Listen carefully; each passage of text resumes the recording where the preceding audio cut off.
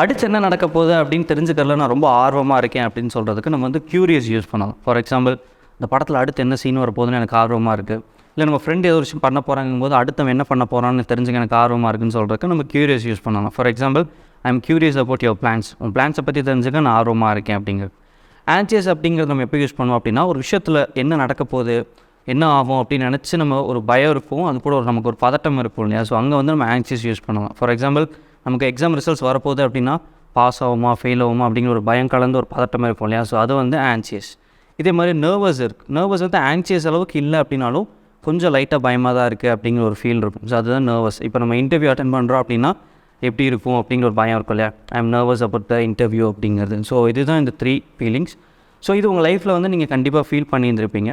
So உங்களோட எக்ஸ்பீரியன்ஸை ஒரு சென்டென்ஸை எடுத்து காமெண்ட்டில் ட்ராப் பண்ணுங்கள். அண்ட் இது மாதிரி வீடியோஸ் மூலமாக உங்களோட இங்கிலீஷ் நீங்கள் இம்ப்ரூவ் பண்ணிக்கணும் அப்படின்னா ஆங்கிலோஃபோனோட பேஜை மறக்காமல் ஃபாலோ பண்ணுங்கள். Anglophone, your phone is your English teacher.